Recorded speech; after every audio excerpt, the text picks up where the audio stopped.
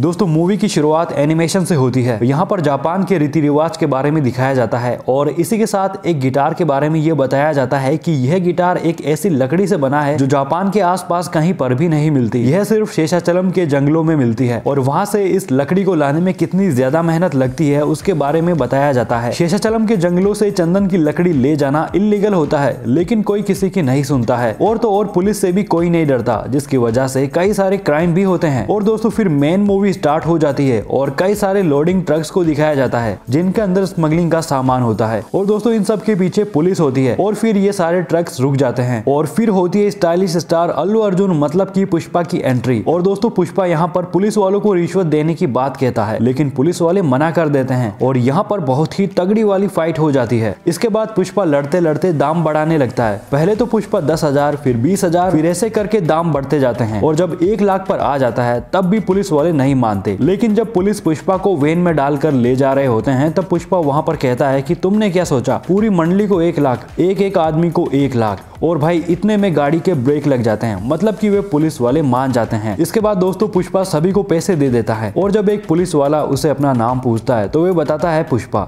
नाम याद मत रखना, और वहां से चला जाता है। दोस्तों वैसे मैंने आपको पुष्पा के बारे में पहले ही बता दिया था, लेकिन पुष्पा के नाम के बारे में अभी पता चलता है। अगले सीन में पुष्पा एक दिहाड़ी मजदूर होता है और एक मिल में काम करता है और दोस्तों यहाँ पर पुष्पा पैर पे पैर डालकर बैठा होता है और जब उस मिल का मालिक आ जाता है तो उसे पुष्पा की ये अकड़ अच्छी नहीं लगती, जिसकी वजह से दोस्तों पुष्पा यहाँ पर उस मिल को छोड़कर वहां से चला जाता है। और दोस्तों यहाँ पर केशव नाम का एक आदमी भी पुष्पा के पीछे पीछे चला आता है ये कहकर कि उसे भी अपना मालिक बदलना है और ये सीन सच में काफी फनी था। इसके बाद अगले सीन के अंदर पुष्पा किसी जगह पर बैठा होता है और यहाँ से मजदूरों को ले जाया जाता है। 100 वाले काम में कोई रिस्क नहीं होता, लेकिन 1000 वाले काम में बहुत ज्यादा रिस्क होता है और पुलिस कभी भी पकड़ सकती है, मतलब कि वो रिस्क का काम होता है। लेकिन पुष्पा 1000 वाले काम में जाता है और फिर उसके पीछे पीछे वे आदमी भी आ जाता है। दोस्तों इस आदमी को यह लगता है कि पुष्पा एक दिन बहुत ही बड़ा करेगा, इसके वजह से वे पुष्पा के पीछे पीछे चला आता है। अगले सीन के अंदर शेषाचलम के जंगल को दिखाया जाता है जहाँ पर ये सारे मजदूर पहुंच जाते हैं और वहां जाकर ये चंदन की लकड़ी काटने लगते हैं। लेकिन दोस्तों तब इनको पता चलता है कि वहां पर पुलिस आने वाली है, तभी वहां से सारे मजदूर भागने लगते हैं। लेकिन दोस्तों यहाँ पर पुष्पा उन सभी मजदूरों को कहता है कि इतनी मेहनत की है और 4 पुलिस वालों के डर से ऐसे ही भाग जाएंगे। मतलब कि दोस्तों उसके पास यानी कि पुष्पा के पास एक बहुत ही बढ़िया वाला प्लान होता है, जिसकी वजह से सारे मजदूर वहीं पर बैठ जाते हैं। और दोस्तों फिर होती है डीएसपी गोविंद की एंट्री। इसे पता चलता है कि यहाँ पर चंदन की लकड़ी की स्मगलिंग हो रही है, इसीलिए वे अपनी टीम के साथ यहाँ पर आ जाता है। लेकिन यहाँ पर पुष्पा डीएसपी गोविंद की काफी ज्यादा बेइज्जती कर देता है, जिसके बाद डीएसपी गोविंद अपनी बंदूक निकाल लेता है। लेकिन तभी ये सारे मजदूर अपने हाथ में कुल्हाड़ी ले लेते हैं, जिसे देखकर एक ऑफिसर गोविंद को वहां से जाने के लिए कह देता है और दोस्तों फिर वे वहां से चले जाते हैं। एंड फिर आगे हमें ये देखने को मिलता है कि मजदूरों ने पुष्पा के कहे मुताबिक सारी चंदन की लकड़ियों को ऊपर पेड़ों पर लटका दिया था। दोस्तों फिर जागो जागो बकरे गाना आ जाता है, जिसके अंदर कई सारे यूनिक डांस मूव्स होते हैं और इस तरह से पुष्पा हर दिन चंदन की लकड़ी की स्मगलिंग करना शुरू कर देता है और किसी को पता भी नहीं चलता है। अगले सीन के अंदर दोस्तों सभी मजदूरों को दिखाया जाता है जो कि अपनी अपनी मजदूरी ले रहे होते हैं और यहाँ पर पुष्पा एक पेड़ के नीचे पैर पर पैर रखकर बैठा होता है। तभी केशव पुष्पा के पास जाता है और पुष्पा से कहता है कि उसे अपने साथ रख ले, क्योंकि उसको किसी ने बताया था कि पुष्पा एक दिन बहुत ही बड़ा आदमी बनेगा। लेकिन पुष्पा उससे कहता है, यानी कि केशव से कहता है कि तेरे पास बीड़ी के अलावा मुझे देने के लिए है क्या। केशव कहता है कि उसे बहुत सारा पैसा कमाना है। पुष्पा कहता है कितने पैसे कमाने हैं, 10 लाख। वहां पर दोस्तों काफी कॉमेडी होती है जो सच में काफी फनी होती है। फिर दोस्तों इसी बीच डीएसपी गोविंद अपनी पूरी फोर्स के साथ वहां पर आ जाता है। तभी पुष्पा पत्थर लेकर उन सब पर मारता है और फिर सारे मजदूर भी पुष्पा की तरह पत्थर लेकर उन पर मारने लगते हैं।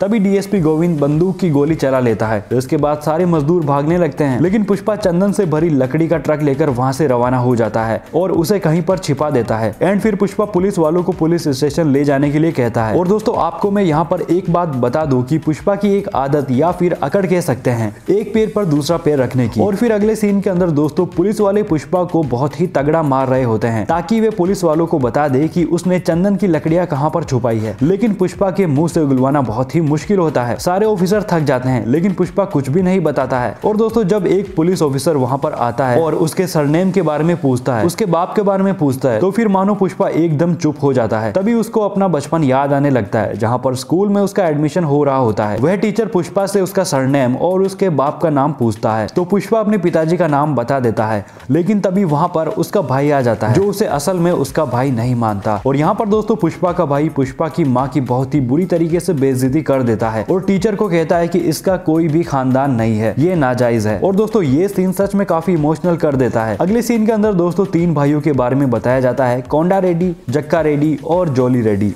कोंडा रेड्डी इन तीनों में से सबसे बड़ा होता है और सब कुछ काम इसके मुताबिक ही चलता है। लेकिन दोस्तों कोंडा रेड्डी का एक हाथ नहीं होता है, वे सारे धंधे अपने बाएं हाथ से संभालता है। और जक्का रेड्डी हिसाब किताब का ध्यान रखता है। और जोली रेड्डी एक अश्लील आदमी होता है जिसमें ज्यादा दिमाग नहीं होता और इसे हर रात एक लड़की चाहिए। और इनमें से जोली और जक्का रेड्डी एक दिन पुष्पा के पास जाते हैं और पुष्पा से वे माल 5 लाख में खरीद लेते हैं। और फिर पुष्पा जक्का और जोली रेड्डी को उसी जगह पर ले जाता है जहाँ पर उसने उस ट्रक को छुपाया था। और दोस्तों फिर हमें यहाँ पर यह देखने को मिलता है कि उसको एक बहुत ही बड़े पानी के गड्ढे में डुबो दिया था। इसके बाद दोस्तों उस ट्रक को निकाला जाता है और पुष्पा को अपना पैसा मिल जाता है। लेकिन जब वे वापस जाने लगता है तो जोली रेड्डी उसे अपनी गाड़ी में नहीं बिठा था, जिसकी वजह से यहाँ पर पुष्पा का ईगो हर्ट हो जाता है और वे तुरंत ही केशव को बोलता है कि ये गाड़ी कितने में आती है। तो वो बताता है कि यह डब्बा कम से कम 5 लाख का तो होगा। दोस्तों यहाँ पर एक बहुत ही हंसाने वाला सीन होता है, मतलब कि पुष्पा यहाँ पर कहता है कि यार ये महंगाई कब बढ़ी। इसके बाद दोस्तों पुष्पा केशव को 5 लाख देता है जो कि उसे कोंडा रेड्डी के भाइयों से मिले थे चंदन की लकड़ियों के बदले। और केशव को कहता है कि ये लाल डब्बा उठा कर ले आओ। इसके बाद दोस्तों केशव लाल कलर की गाड़ी लेकर आता है जिसे लेकर पुष्पा अपनी माँ के पास पहुंच जाता है और अपनी माँ को बिठाकर पुष्पा अपने भाई के घर के सामने घुमाने लगता है और काफी देर तक घुमाते रहता है क्योंकि दोस्तों पुष्पा को अपने भाई पर बहुत ही ज्यादा गुस्सा आता है क्योंकि वो पुष्पा की माँ को नीच और गिरी हुई समझता है। अगले सीन में दोस्तों पुष्पा और केशव अपनी नई गाड़ी में जक्का रेड्डी के घर जाते हैं जहाँ पर दोस्तों कोंडा रेड्डी बहुत ही ज्यादा गुस्सा होता है क्योंकि उसका माल हर बार पकड़ा जाता है। लेकिन दोस्तों फिर कोंडा रेड्डी को पुष्पा एक ऐसा मास्टर प्लान बताता है जिसे सुनकर कोंडा रेड्डी काफी खुश हो जाता है। पुष्पा के प्लान के अंदर दोस्तों एक ट्रक को पूरी तरीके से मॉडिफाई करते हैं। इसके नीचे तो चंदन की लकड़ी होती है और ऊपर होता है दूध और इसी वजह से किसी को पता भी नहीं चलता। और फिर किसी तरह से कोंडा रेड्डी पुष्पा को अपने साथ काम पर रख लेता है और फिर कोंडा रेड्डी का धंधा एकदम भागने लगता है क्योंकि पुष्पा आ चुका है। अगले सीन में एंट्री होती है रश्मिका मंदाना की, मतलब की श्रीवल्ली की, जिसे देखकर पुष्पा के दिल में तीर लग जाता है और पुष्पा पूरा श्रीवल्ली के पीछे पागल हो जाता है और जहाँ जहाँ श्रीवल्ली जाती है उसके पीछे पीछे जाने लगता है। लेकिन कभी भी श्रीवल्ली पुष्पा की तरफ नहीं देखती। पुष्पा पूरी कोशिश करता है कि श्रीवल्ली उसे देख ले लेकिन श्रीवल्ली हमेशा उसे इग्नोर करती रहती है। और पुष्पा केशव से हर बार पूछता है कि उसने देखा है या नहीं, लेकिन केशव मना कर देता है कि भाऊ नहीं देखा। अगले सीन के अंदर श्रीवल्ली और उसके कुछ दोस्त चिरंजीवी की मूवी को देखने के लिए थिएटर के बाहर खड़े होते हैं लेकिन उनके पास मूवी के टिकट के लिए पूरे पैसे नहीं होते। तभी वहां पर केशव आ जाता है और वह श्रीवल्ली की दोस्तों को 1000 रुपए दे देता है और वह उन्हें पैसे इस शर्त पर देता है कि वह श्रीवल्ली को कहे कि वह एक बार पुष्पा को देख ले और उसकी तरफ देखकर हंस ले। इधर केशव पुष्पा को कहता है कि आज श्रीवल्ली उसे देखेगी क्योंकि उसने 1000 रुपए का चढ़ावा चढ़ाया है। पुष्पा को विश्वास नहीं होता लेकिन जब श्रीवल्ली आती है और जब पुष्पा को देखकर हंसने लगती है तो वो काफी ज्यादा खुश हो जाता है। लेकिन इसके बाद जब पुष्पा श्रीवल्ली के पीछे जाता है तो उसे श्रीवल्ली बता देती है कि उसके दोस्त केशव ने उसे 1000 रुपए दिए थे ये सब करने के लिए। तो पुष्पा को बहुत ज्यादा गुस्सा आता है केशव पे कि उसने ऐसा क्यों किया। लेकिन फिर पुष्पा इन सब चीजों को एडजस्ट करके केशव को बोलता है कि उसे 5000 दे दे और उसे कहे कि वह पुष्पा को पप्पी करे यानी कि किस करे। अगले सीन के अंदर डीसीपी गोविंद को ये पता चल जाता है कि दूध के ट्रक के अंदर भी चंदन है, जिसके बाद ये एक मजदूर और श्रीवल्ली के पापा को पकड़ लेता है और उन्हें काफी मारता है और फिर उन्हें 50 लाख देने की बात कहता है। जिसके बाद दोस्तों वे उन्हें कोंडा रेड्डी के गोदाम और वे चंदन को कहाँ ले जाते हैं और कैसे इनसे बचाते हैं यानी कि पुलिस से बचाते हैं, ये सारा कुछ उन्हें बता देते हैं। इसी बीच दोस्तों सीनू को दिखाया जाता है जो कि कोंडा रेड्डी के गोदाम पर आता है और वहां पर अपने करोड़ों के माल को रखने की बात कहता है और कोंडा रेड्डी सीनू को यह कह देता है कि उसका माल यहाँ पर बिल्कुल सेफ रहेगा। और दोस्तों इधर पुष्पा श्रीवल्ली की पप्पी के लिए बैठा होता है लेकिन श्रीवल्ली काफी डरी हुई होती है और जब पुष्पा के पास जाती है और जब पुष्पा उसे किस करने वाला होता है तो वे काफी रोने लगती है और यह कहती है कि वह पहली पप्पी अपने पति को ही देगी लेकिन उसने पुष्पा से तो 5000 लिए थे, इसीलिए पुष्पा उससे कहता है कि तुमने मुझसे 5000 क्यों लिए अगर तुम्हें अपने पति को ही पहली पप्पी करनी थी तो। इसके बाद श्रीवल्ली की दोस्त वहां पर आ जाती है और श्रीवल्ली को वहां से ले जाती है। लेकिन दोस्तों यहाँ पर पुष्पा ये ठान लेता है कि वह शादी करेगा तो श्रीवल्ली से ही करेगा और अपने 5,000 रुपए वसूलेगा। अगले सीन के अंदर दोस्तों कोंडा रेड्डी के गोदाम को दिखाया जाता है जहाँ पर कई सारा माल पड़ा होता है और पुलिस को इस ठिकाने के बारे में पता चल जाता है। लेकिन वहाँ पर जॉली रेड्डी रात भर अय्याशी कर रहा था, इसीलिए माल ऐसा का ऐसा पड़ा था और इसी वजह से पुष्पा और जॉली रेड्डी की यहाँ पर फाइट होती है। और इसी दौरान यानी कि फाइट के दौरान ही पुष्पा के पास कोंडा रेड्डी का कॉल आता है और कोंडा रेड्डी उसे कहता है कि अगर ये माल पकड़ा गया तो हम सब बर्बाद हो जाएंगे। तब पुष्पा कोंडा रेड्डी को यह कहता है कि अगर उसने माल सेफ नहीं रखा तो वे अपना नाम बदल देगा। और दोस्तों पुष्पा पुलिस के आने से पहले गोदाम के सारे माल को नदी में फेंक देता है। इसके बाद पुष्पा केशव को पैसों से भरा हुआ एक बैग देकर भेजता है जो वे एक आदमी को देता है। फिर वह आदमी नदी के डैम को बंद कर देता है जिसकी वजह से सारी चंदन की लकड़ियां एक जगह पर इकट्ठा हो जाती है। और दोस्तों पुलिस छानबीन कर लेती है लेकिन उन्हें एक लकड़ी तक नहीं मिलती और यहाँ पर भी डीसीपी गोविंद को मुंह की खानी पड़ती है। और इस तरह से दोस्तों पुष्पा मंगल सीनू और कोंडा रेड्डी का माल बचा लेता है। और फिर अगले सीन के अंदर जमकर पार्टी होती है और यहीं पर समांता का किलिंग आइटम सॉन्ग आता है। और दोस्तों यहीं पर पुष्पा को यह पता चलता है कि मंगल सीनू आगे माल को 1 करोड़ में बेचता है और फिर ये बात पुष्पा कोंडा रेड्डी को बताता है। और फिर कोंडा रेड्डी पुष्पा से कहता है कि उसे उसके साथ डील करनी होगी और अगर वे डील कर लेता है तो वे 50-50 हो जाएंगे। इसके बाद अगले सीन में पुष्पा शादी का रिश्ता लेकर श्रीवल्ली के घर पहुंच जाता है। लेकिन दोस्तों यहाँ पर पुष्पा का भाई आ जाता है जो कि खानदान, उसके बाप और नाजायज संबंध के बारे में बात करने लगता है जिसकी वजह से पुष्पा को बहुत ही ज्यादा गुस्सा आ जाता है और फिर वे अपने भाई को मारने लगता है। लेकिन इसी बीच पुष्पा की माँ को चोट लग जाती है और फिर पुष्पा तुरंत अपनी माँ को हॉस्पिटल ले जाता है। और जब पुष्पा अपनी माँ को ले जा रहा होता है तब उसे एक बात याद आ जाती है। उसे याद आता है कि किस तरह से जब उसके पिता मर गए थे तब उसके भाइयों ने उसकी माँ को उसके पिता को देखने तक नहीं दिया था और कैसे उसके भाई ने पुष्पा से अपने पापा की आखिरी निशानी एक लॉकेट को भी छीन लिया था। और दोस्तों अगले सीन के अंदर केशव को पुष्पा कहता है कि वह अब किसी के सामने झुकेगा नहीं। अगले सीन के अंदर मंगल सीनू का साला नागेश नाम के एक आदमी को जान से मार देता है क्योंकि वह आदमी सीनू से 1 टन का 50 लाख मांगता है। और दोस्तों इधर पुष्पा भी यही डील करने के लिए मंगल सीनू के घर जाता है। लेकिन फिर ये सब देखकर पुष्पा सीनू से 1 करोड़ मांगता है लेकिन मंगल सीनू देने को तैयार नहीं होता और फिर पुष्पा डायरेक्ट मुरुगन नाम के एक आदमी को माल देने की सोच लेता है फिर यहाँ से जाने लगता है। लेकिन तभी दोस्तों मंगल सीनू और उसका साला उसे मारने की बात करते हैं और दोस्तों तभी पुष्पा वापस आ जाता है और सबकी धुलाई करने लग जाता है। और दोस्तों यहीं पर वो डायलॉग आता है, पुष्पा समझ के क्या फ्लावर समझा है, फायर है मैं। और दोस्तों यहीं पर इंटरवल हो जाता है। अगले सीन के अंदर दोस्तों पुष्पा 10 टन माल को लेकर मुरुगन से डील करने के लिए पहुंच जाता है। और दोस्तों यहाँ पर मुरुगन का एक आदमी आता है जो पुष्पा को 1 टन का 1.5 करोड़ देने की बात करता है। और फिर ये सुनकर पुष्पा डायरेक्ट कोंडा रेड्डी को फोन लगाता है और फिर ये बात सुनकर कोंडा रेड्डी सोचने को मजबूर हो जाता है। काफी सोचने के बाद वे पुष्पा को डील फाइनल करने के लिए कह देता है। और दोस्तों इधर जॉली रेड्डी को पता चल जाता है कि श्रीवल्ली का पापा और एक मजदूर उसके साथ धोखा कर रहे हैं जिसके वजह से वे मजदूर को तो मार देता है लेकिन श्रीवल्ली के पापा को छोड़ देता है। और दोस्तों जब श्रीवल्ली अपने पापा को लेने आती है तो यहाँ पर जॉली रेड्डी श्रीवल्ली को एक साड़ी देता है और उससे रात को उसके पास आने के लिए कहता है। मतलब कि दोस्तों यहाँ पर जॉली रेड्डी की हवस जाग जाती है और दोस्तों वह सिर्फ अपने पापा को लाने के लिए साड़ी पहनकर जाने लगती है लेकिन वह सबसे पहले पुष्पा के पास जाती है। श्रीवल्ली को देखकर पुष्पा थोड़ा शौक हो जाता है और दोस्तों यहाँ पर श्रीवल्ली पुष्पा को अपने दिल की बात बता देती है कि वह पुष्पा को पहली नजर से ही प्यार करती है और वह पुष्पा को इनडायरेक्टली बहुत बार बताती है लेकिन पुष्पा समझ नहीं पाता। दोस्तों इस तरह से फिर पुष्पा भी उसे गले लगा लेता है और श्रीवल्ली को लेकर जॉली रेड्डी के पास पहुंच जाता है। और दोस्तों यहाँ पर पुष्पा जॉली की हालत मार मार कर खराब कर देता है। मतलब कि पुष्पा इसे इतना मारता है कि वे चल तक नहीं पाता। और फिर पुष्पा और श्रीवल्ली के पापा को लेकर वहां से चले जाते हैं और श्रीवल्ली के घर पहुंच जाते हैं। और दोस्तों फिर यहाँ पर श्रीवल्ली पुष्पा को खाना देती है और उसे घूर घूर कर देखने लगती है और यहाँ पर श्रीवल्ली अचानक से ही पुष्पा को किस कर लेती है और इसके बाद में सामी सामी सॉन्ग हमें देखने को मिलता है जो कि काफी किलिंग था। अगले सीन के अंदर कोंडा रेड्डी जॉली रेड्डी को देखने हॉस्पिटल जाता है जहाँ पर कोंडा रेड्डी जॉली रेड्डी से पूछता है कि उसे आखिर किसने मारा लेकिन जॉली रेड्डी कुछ भी नहीं बताता कि उसने किसने मारा। और इधर पुष्पा नोट गिन रहा होता है तभी कोंडा रेड्डी आ जाता है और उसे तिरुवनंतपुरम से पैसे लाने के लिए बोल देता है। यहाँ पर केशव को ऐसा लगता है कि कोंडा रेड्डी ने उनकी सारी बातें सुन ली जो कि जॉली रेड्डी के बारे में वह बोल रहे थे लेकिन पुष्पा को ऐसा नहीं लगता।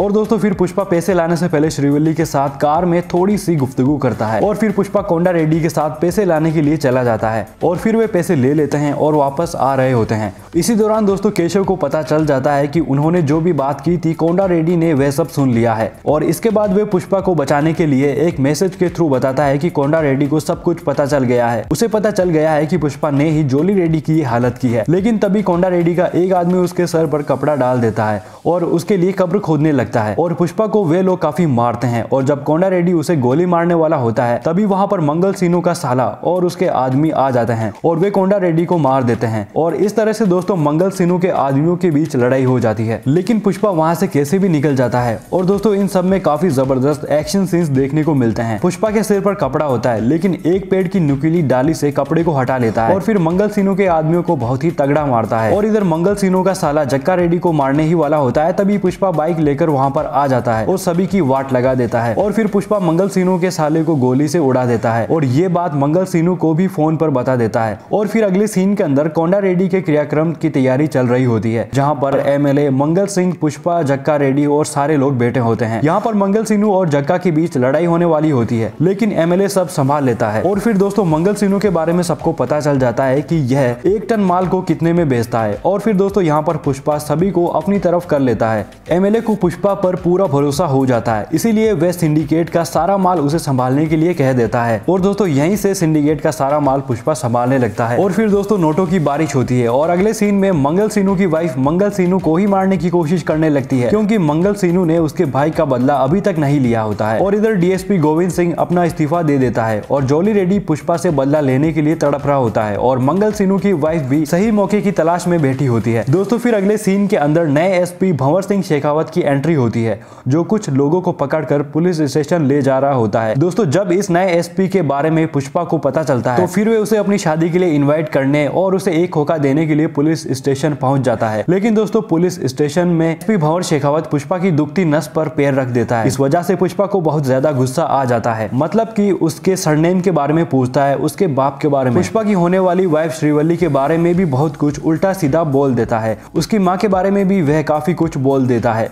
जिसकी वजह से पुष्पा को बहुत ज्यादा गुस्सा आ जाता है। लेकिन पुष्पा वहां पर कुछ नहीं करता और चुपचाप बैठा रहता है और दोस्तों यहीं से पुष्पा एसपी के इशारों पर नाचने लगता है, मतलब कि जो भी एसपी कहता है वे सब कुछ करने लगता है। लेकिन केशव को कुछ समझ नहीं आता कि पुष्पा भाऊ ये सब क्यों कर रहे हैं। इसके बाद दोस्तों अगले सीन के अंदर पुष्पा राज की शादी होने वाली होती है लेकिन पुष्पा गायब हो जाता है और सब लोग उसे इधर से उधर ढूंढ रहे होते हैं। लेकिन पुष्पा तो एसपी के साथ चिल मार रहा होता है, मतलब कि साथ में दारू पी रहा होता है और उसके साथ गप्पे लड़ा रहा होता है। लेकिन दोस्तों इसी दौरान एसपी से बात करते हुए पुष्पा राज एसपी को बताता है कि सर आपने जो पुलिस स्टेशन में मेरे साथ किया वह सही नहीं किया, मतलब कि उसकी माँ की बेइज्जती की जो कि वे बचपन से सुनते आ रहा है। और पुष्पा यहाँ पर उसे यह भी बता देता है कि वे पुलिस स्टेशन में चुपचाप इसीलिए बैठा था क्योंकि उसकी माँ उसकी शादी को लेकर काफी खुश थी, इसीलिए वहाँ पर कुछ नहीं बोला। लेकिन यहाँ पर वो एसपी की पूरी तरीके से वाट लगा देता है, मतलब कि उसे मारता नहीं लेकिन बहुत बुरी तरीके से बेइज्जती कर देता है और उसको यहाँ पर अपनी सरनेम का पूरा मतलब अच्छी तरीके से समझा देता है। मतलब कि दोस्तों यहाँ पर पुष्पा राज एसपी के कपड़े उतरवा देता है और पुष्पा खुद भी अपने सारे कपड़े उतार लेता है और एसपी को बताता है कि ब्रांड का असली मतलब कपड़े से नहीं आदमी के कैरेक्टर से होता है, जो मेरे पास है तेरे पास नहीं। और दोस्तों इस तरह से एसपी की इज्जत की धज्जियां उड़ा देता है और फिर पुष्पा शादी के मंडप में बिना कपड़ों के पहुंच जाता है और इधर एसपी भी पुलिस स्टेशन पहुंच जाता है और जो पुष्पा ने सारे पैसे एसपी को भेजे थे वह उन सभी को जला देता है और पागलों की तरह हंसने लगता है। और दोस्तों इधर जब शादी के मंडप में श्रीवल्ली पुष्पा को पूछती है कि बात ज्यादा आगे तो नहीं बढ़ी, तो पुष्पा श्रीवल्ली को कहता है कि नहीं, हद से ज्यादा आगे बढ़ गई और इसी के साथ पुष्पा की श्रीवल्ली के साथ शादी हो जाती है। और दोस्तों यहीं पर पुष्पा द राइज पार्ट 1 खत्म हो जाता है। दोस्तों ये एक्सप्लेनेशन आपको कैसा लगा कमेंट सेक्शन में जाकर जरूर बताना और इसी तरह की वीडियोस के लिए आप हमारे चैनल को सब्सक्राइब जरूर करना।